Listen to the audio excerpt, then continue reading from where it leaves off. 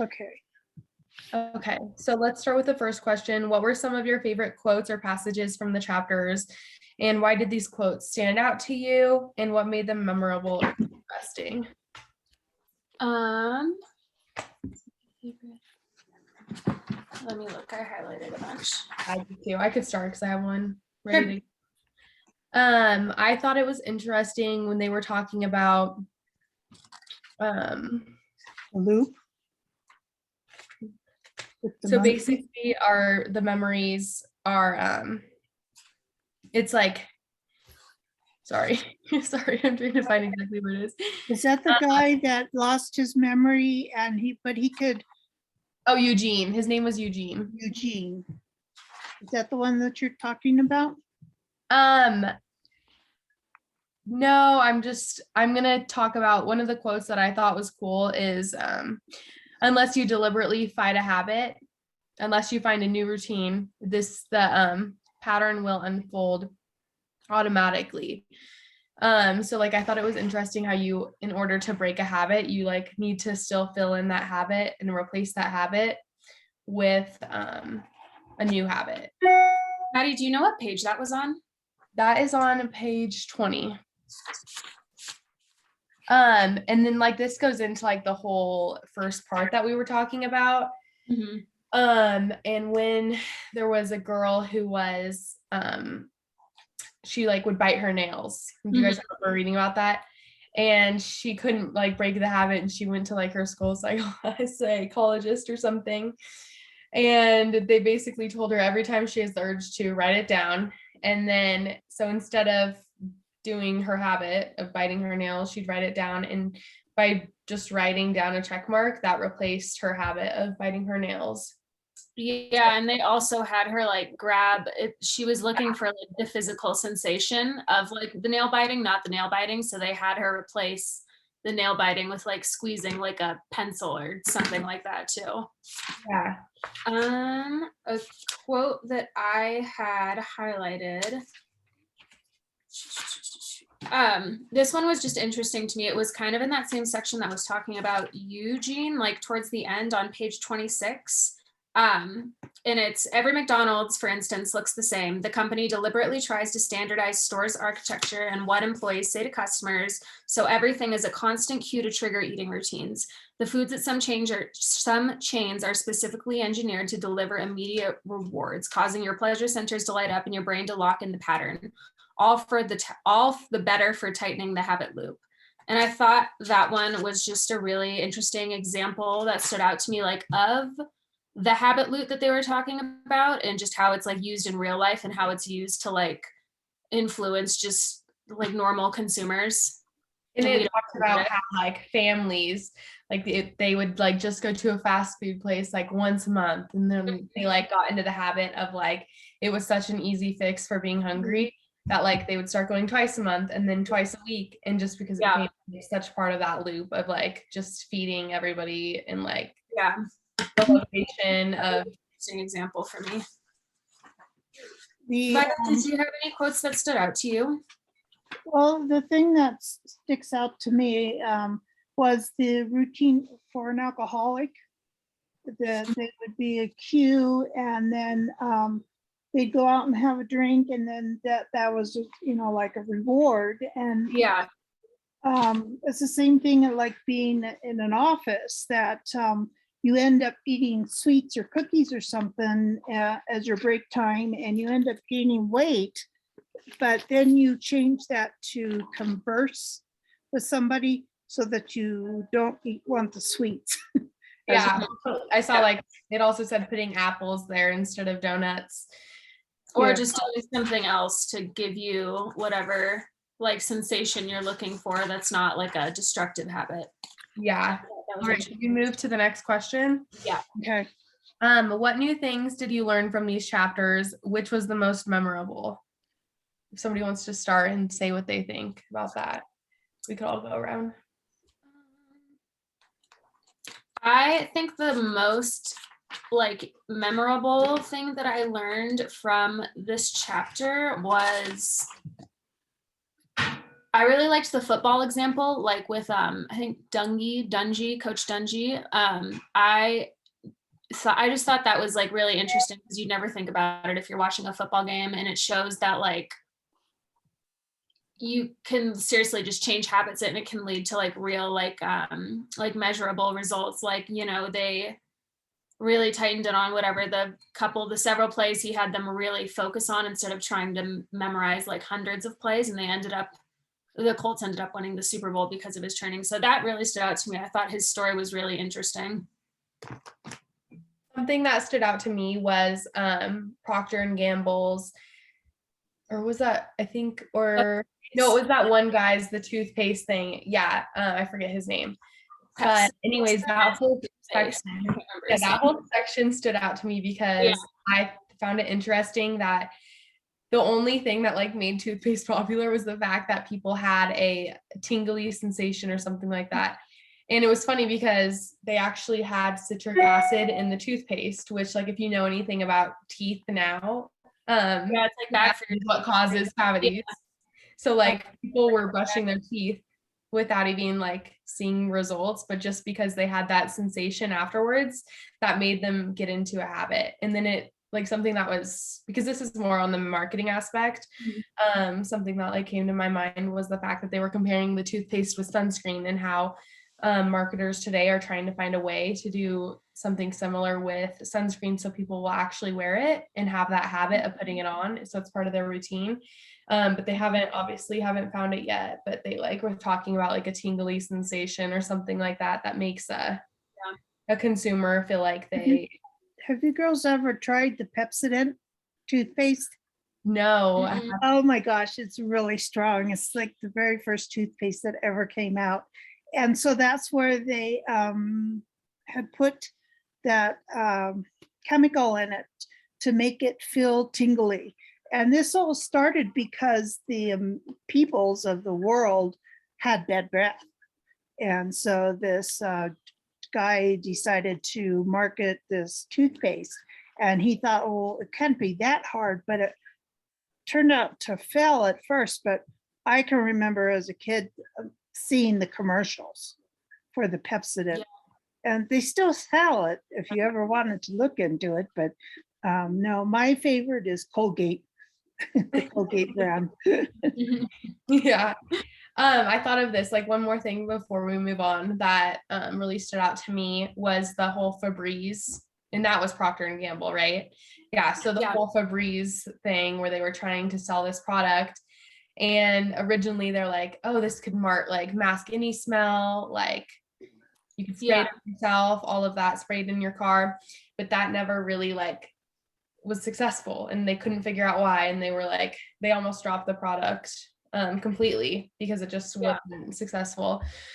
And then they came in and they're like, what should we do? And then there was a guy, sorry, I forget his name, but I have it highlighted somewhere, but there's like a million in the first he was like, well, we need to make it part of their routine. And they were like thinking like, what routine can it be? So then they started doing all the commercials to where they finished cleaning, and then at the end they spray it as like a reward. So like that was creating a habit because people felt rewarded after cleaning, and they could smell that, like the whole smell, and they felt like so I like that example too, because that is actually how I use Febreze. Like I don't use it to like if my house smells weird, I don't use it to get rid of the smell. I use it like after I'm done like cleaning my like bed or like vacuuming the couch or whatever. Like that is how I use it. So that example was funny too.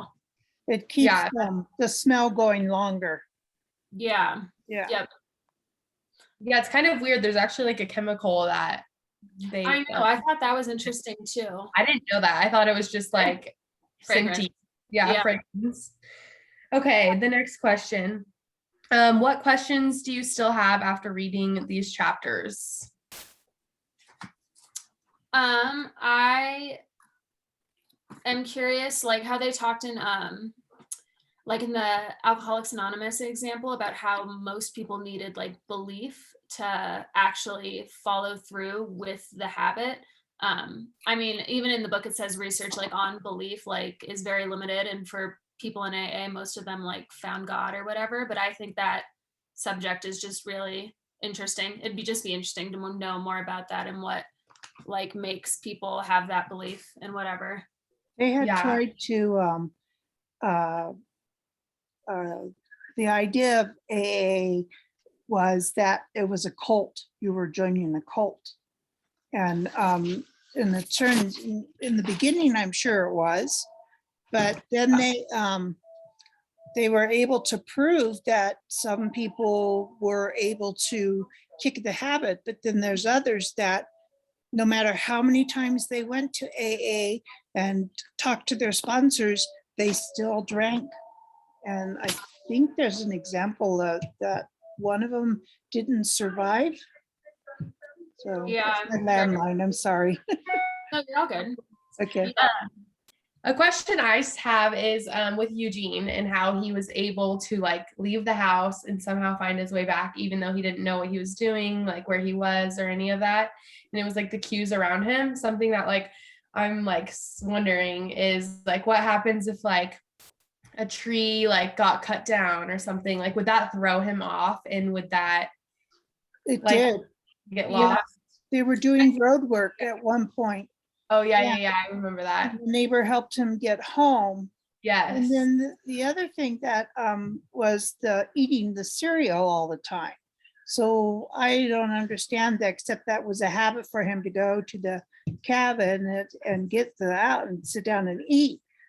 But towards the end, he was not eating right, and they couldn't change that. Yeah, because his wife would try to replace like the cereal with healthy stuff, but instead I think he like would nibble at like salads. She'd feed her, or he would feed her. No, she would feed him. Thank you. Salad. But it didn't really work because like eventually I think they said it would start like he would start like. Yeah, they said it ended up, the reason it didn't work originally is because when he had the choice of unhealthy food in the house, he would still go, but when she completely like eliminated like the bacon, eggs, cereal from the house, that's when he ended up eating healthier. Yeah, that was an interesting study. Yeah, that really was. Any other questions that you guys have still? Not at this time. Okay, what do you think about the author's research? Was it clear where the author gets his or her information? Did the author rely on credible sources? No. I believe they relied on good sources. There are some points in I couldn't figure, he was saying something, and then the next paragraph would be something else. But then as you read farther on, he explained what he was talking about earlier. Yeah, he would jump from, I think it was the football example, and he'd like go on a tangent for another like 3 pages and then come back to the football example later when he switched through examples. Yeah, I thought the author did a good job using sources. He had lots of like studies that he shared in his work, which I thought like made him a reliable source. Like I feel like this book, I have learned a lot because of that. Yeah, I like the way he presented like the information too. Like it was like a bunch of like long like stories almost. So I thought it was like very engaging, like the way that he like structured his writing. It was very like personable, and like you feel like it wasn't just like a scientific study. It was more like each person had a name and a face, you know. So like I feel like it was more like relatable. Let's see. Do the issues discussed in the chapters affect your life? How so? Do they affect you directly or indirectly? Do they affect you day to day, your day-to-day life now, or in the future? So basically just how does this book affect your life, our lives? Makes you think so it's about talking how about you do stuff. Yeah. Yeah. I think about like this affects my life because I talk a lot about like workout routines, and I wasn't really like conscious that I like had a habit of working out, and because it's just like I thought it was just like something I'm like able to motivate myself to do, but when I think about it, like there's actually triggers around me that help me like have that like motivation to go.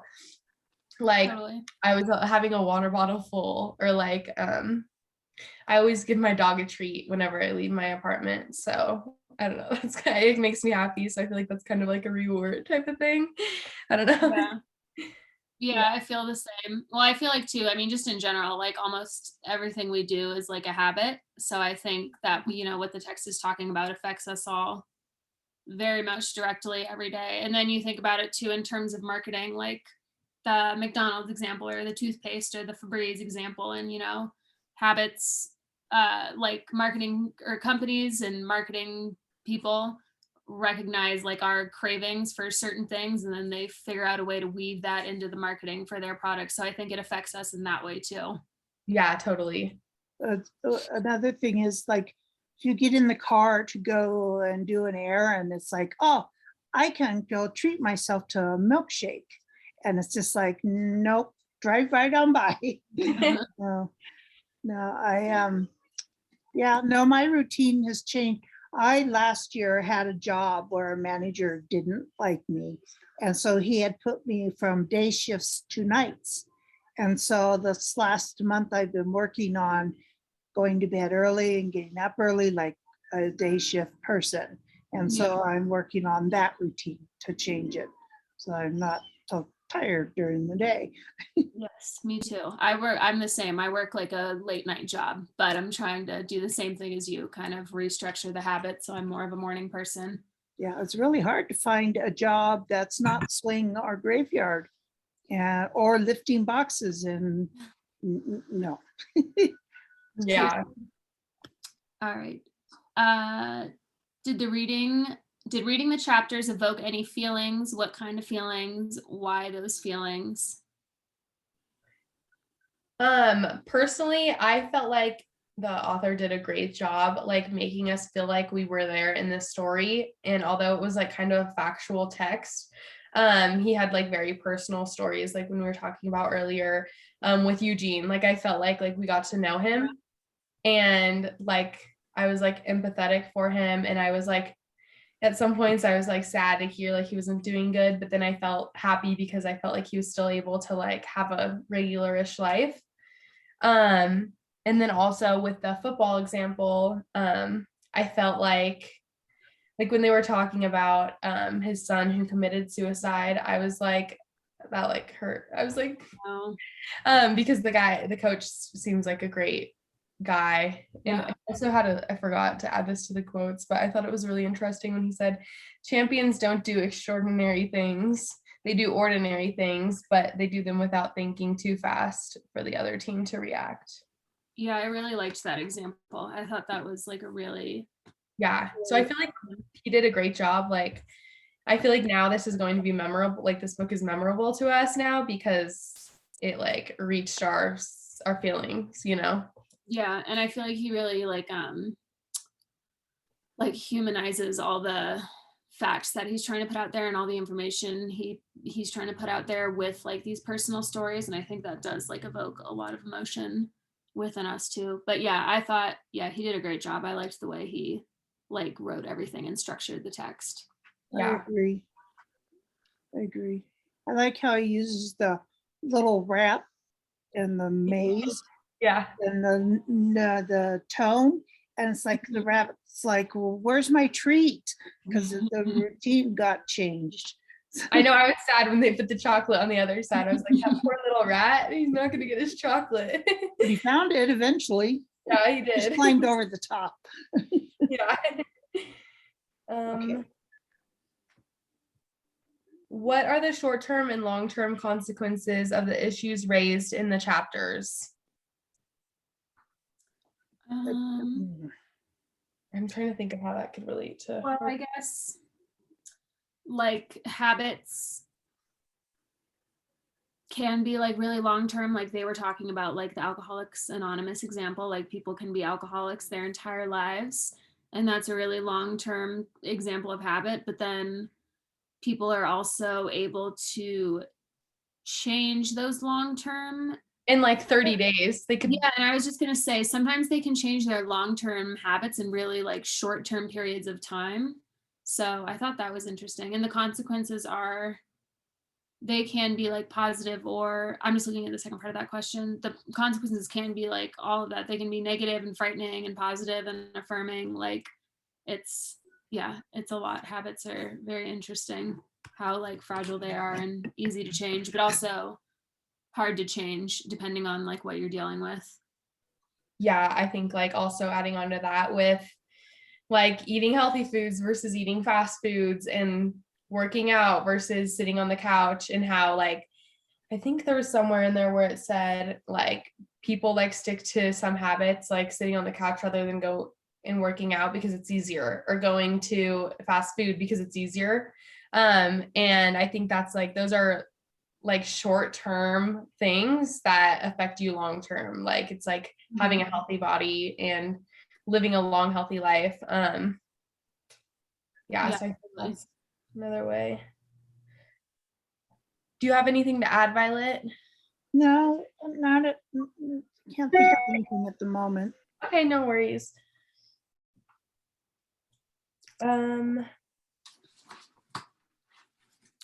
What solutions does the author propose in the chapters? Are the proposed solutions sensible and practical? Do you agree or disagree with the solutions? I mean, I think he offers a few. The first one he offers is, sorry, I have it I did a highlighted. lot of, well, I haven't finished the first section yet. I'm only on page 82. Oh, it's okay. That's almost the end of it. And While you're looking for yours, Abby, I could think of one. Yeah, go for it. One of the like suggestions he gives is basically if you want to change a habit, you keep the cue and you keep the reward, but you change the routine. That's what I was looking for. Yeah. Okay, sorry. Yeah, so like use the same cue, provide the same reward, but just like change what it is that you do. And that's also what I think the Febreze, that's the strategy the Febreze people used. And then that one famous marketer, that's what he always used, but he never like wrote it out in his book, you know, when he was like writing. Yeah. Yeah. Yeah, so I feel like it helps you, like if you're looking to change a habit, like these are scientific proven ways. So I think. Yeah, I think it's I mean it definitely works because there's, you know, it's been studied and there's evidence that this works. I'm just not sure like how easy it would be, like I mean it's not easy to change a habit. A lot of people need like help from like a third party, like they can't really do it on their own. And then some people, like I guess just depending on what you want to do, like it can take just a lot of time and dedication to change the habit. So I mean I know it works what he's saying, but it just might actually be hard to like put it into practice for someone. well, Yeah, cigarette smoking is a big habit that a lot of people can't stop on their own either. Yeah. Yeah. And I think he talked about that in his a lot. too. Yeah. And It was a lot. And it said how like because cigarette smokers, like whenever they see a lighter or a pack of cigarettes, they automatically Yeah. they have like a cue for it. I'm fortunate, did not like cigarette smoking, so I never picked it up. I had a girlfriend that wanted, when we were teenagers, she'd always handed me, she'd light a cigarette, of course it was a Marlboro because it was very popular, and hand it to me, and I look at it and I put it in the ashtray and let it burn. I didn't like it. What have you learned from reading these chapters? Did the reading broaden your perspective about a difficult issue, whether personal or societal? That's broad. Personally, my routines and have changed a little bit so that I'm not in a rush, that time management better in the morning. I have some critters that I have to feed and everything in the morning before I get my cup of coffee. And I just lost my baby last Friday. I have a bird. I'm sorry. Yeah, well, he was 18 years old. So what kind of critters do you have? I lost my bird last Oh, Friday. do you have other animals too? I have a dog and 5 cats. Oh, wow. And the 2 of the cats were left here by my oldest daughter. See, so I have now inherited them. So they're doing Well, at pretty least they all good. have fun with each other. Yeah, I would say like personally, these chapters, I mean, they just make me think about like little things that I do like every day, like going to the gym or like going like to make dinner for myself or stuff like that, or going to walk the dog or, you know, whatever. And it did make me think about like stuff that I struggle to find motivation to do, like go to the gym, and like how I can provide like a reward for myself at the end of it in some way, as a way to like get me into that routine. And then on like a societal level, it did make me think like a lot about marketing and how like we like a lot of our like companies create cravings for us that makes us want their products that, you know, we may not have wanted at all unless there was that craving there. So it did make me think about a lot of the marketing that we see every day. Yeah, for me on a personal level, it made me like more aware of the actions that I actually have. Like sometimes if I have a homework assignment, like some nights I'll be like, okay, I'm too tired. And I just like leave my stuff, like say in the kitchen. And like other nights, like I'll be like, okay, I really need to get this done in the morning. And I'll put my laptop by my bed. And I feel like that's a cue for me. And I actually end up getting straight to it versus like having it in another room and like, you know, like to the side. And then like for our societal impact, I feel like I look at like our society and I think it's kind of crazy because marketers, because like of these habits that we all have, and I feel like marketers like totally use that to their advantage because they have the ability to, because we're kind of like vulnerable almost, like humans are, just because we are like trying to whatever. I forgot to mention there was something in here that was like whatever like makes you have to think less or something, like use less of your brain. that's where you're your more likely routine to do. comes in. Yeah, and that's like where the habits, like that's why we have habits, to make our brain have to work less. Yeah, to make our brain like more efficient. Yeah. And I thought that was really interesting. And I don't know, this just made me think about like everything we all do and how it's like conscious and unconscious things. Yeah. Yeah, I agree. It's interesting how they all weave together. Yeah. We have a few more minutes. So do you think, let's see.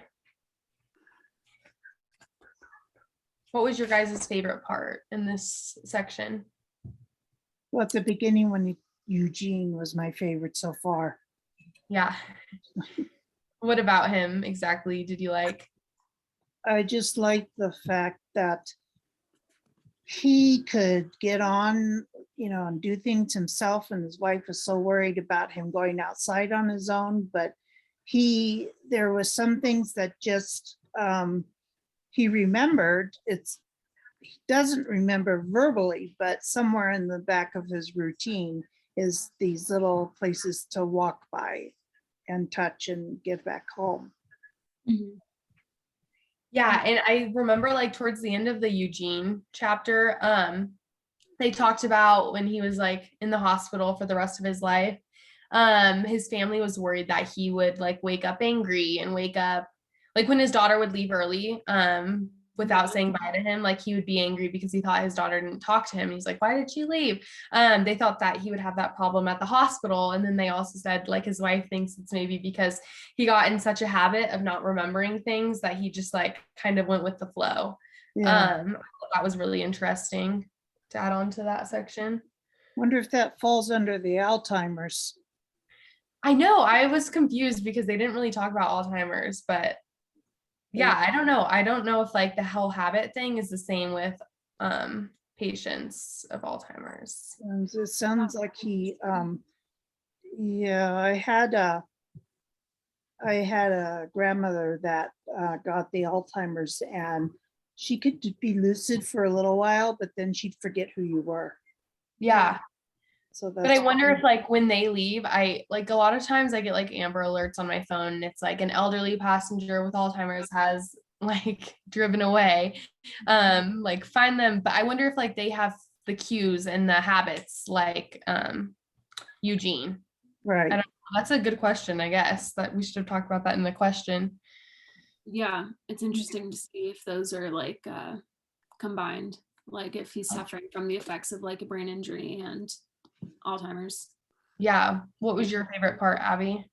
I really liked the football example. Yeah, that was really interesting to me.